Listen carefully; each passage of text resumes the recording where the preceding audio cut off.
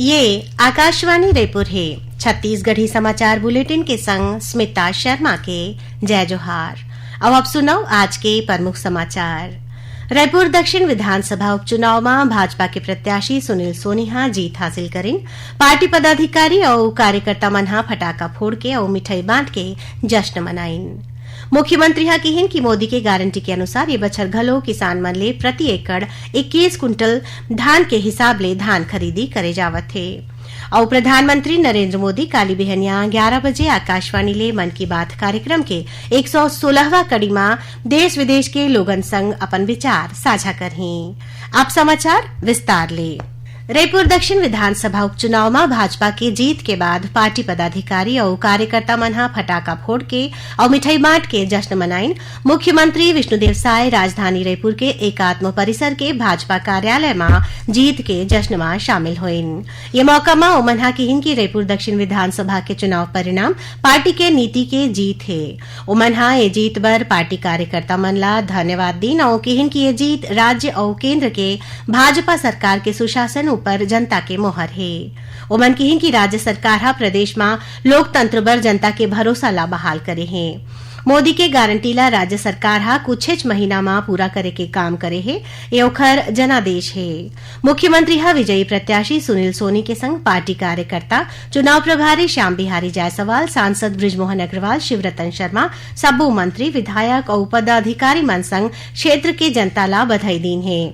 ओमनहा ये जीत बर प्रधानमंत्री नरेंद्र मोदी के आभार व्यक्त करीन है। उन्हें भाजपा प्रत्याशी सुनील सोनिहा आकाशवाणी समाचार ले गोठ बात करत अपन जीत के श्रेय प्रधानमंत्री नरेंद्र मोदी, मुख्यमंत्री विष्णुदेव साय और पार्टी कार्यकर्ता मन ला दीन है। ओमन कहिन कि मतदाता मनहा राज्य के भाजपा सरकार के विकास काम बर जनादेश दीन है। ओमनहा हमेशा रायपुर दक्षिण विधानसभा क्षेत्र के विकास बर काम करत रही। भाजपा के प्रदेश अध्यक्ष किरण सिंह देवहा कहिन है कि रायपुर दक्षिण के जनता हा एक घाव फिर बता दे है कि प्रदेश और शहर के विकास सिर्फ भाजपा के सरकार ही कर सकत है।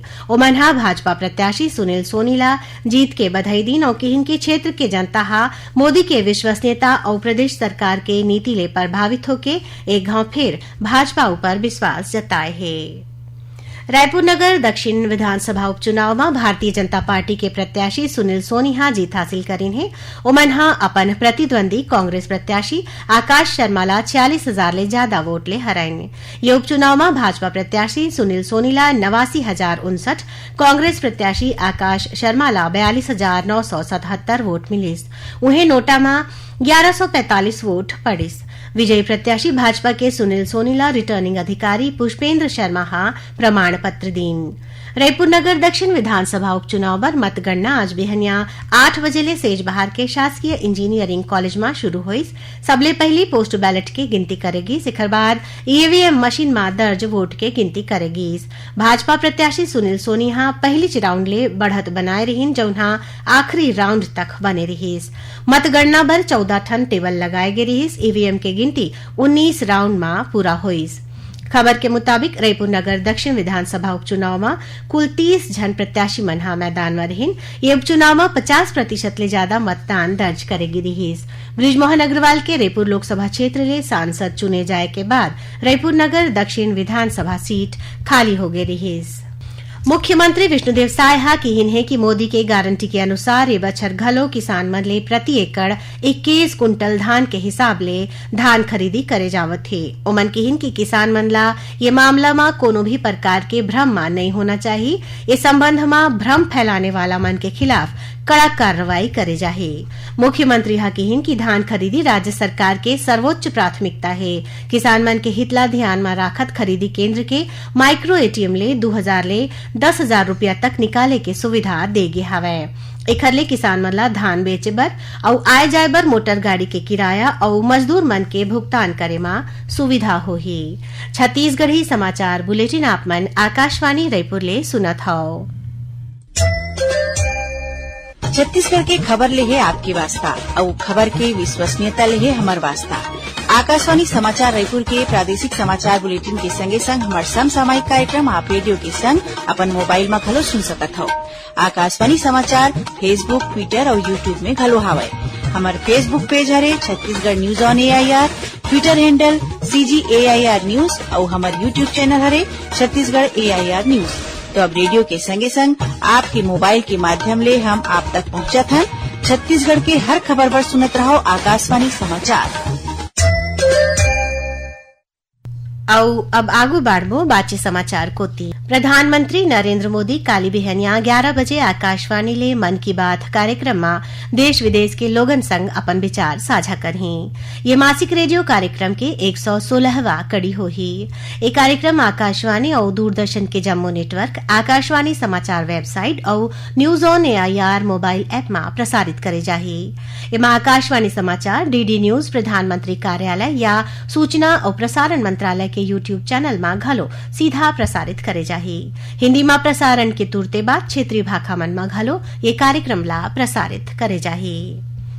धमतरी जिला के कुरुद निवासी दिव्यांग समाज सेवी और चित्रकार बसंत साहूला हेलन केलर अवार्ड ले सम्मानित करेगे है। श्री साहूला दिव्यांग मन के अधिकार के रक्षा और समाज में समान मौका दिवाए बर करेगे सुघर काम बर ये अवार्ड ला देगे हवे।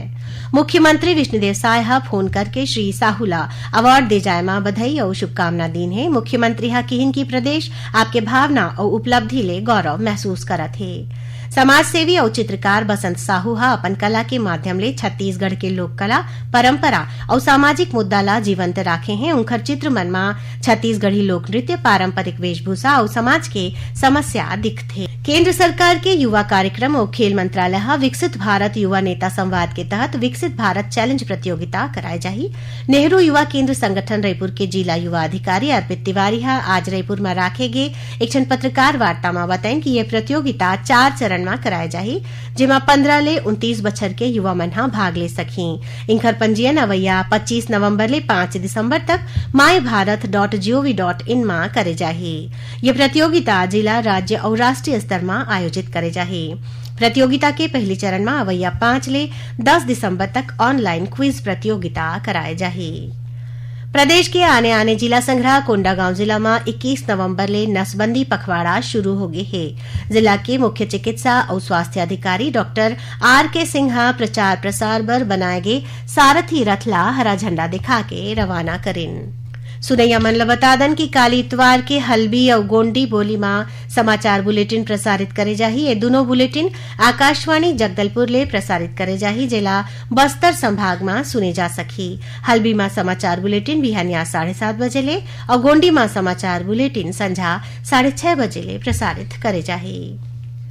प्रादेशिक समाचार एकांश आकाशवाणी रायपुर डहाली प्रस्तुत कार्यक्रम जिले की चिट्ठी के प्रसारण काली संझा 6:05 ले 6:10 तक करे जाही। कार्यक्रम ला प्रदेश के जम्मू आकाशवाणी केंद्र मन हा एके संग्रह रिले करही।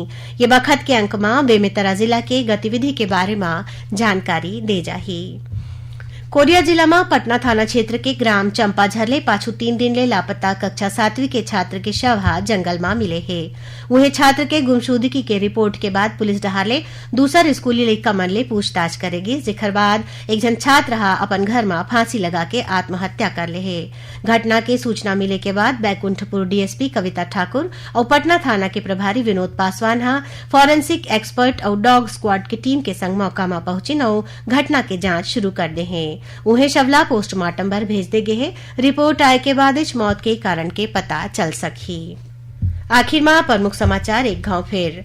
रायपुर दक्षिण विधानसभा उपचुनाव में भाजपा के प्रत्याशी सुनील सोनी हा जीत हासिल करें। पार्टी पदाधिकारी और कार्यकर्ता मन हा फटाका फोड़ के और मिठाई बांट के जश्न मनाइन। मुख्यमंत्री हा किहिन की मोदी के गारंटी के अनुसार ए बछर घलो किसान मन ले प्रति एकड़ 21 कुंटल धान के हिसाब ले धान खरीदी करे जावत है। और प्रधानमंत्री नरेंद्र मोदी काली बिहनिया 11 बजे आकाशवाणी ले मन की बात कार्यक्रम के 116वां कड़ी में देश विदेश के लोगन संग अपन विचार साझा करही। एकरे संग छत्तीसगढ़ी समाचार बुलेटिन इहे सिरावत है। जय जोहार।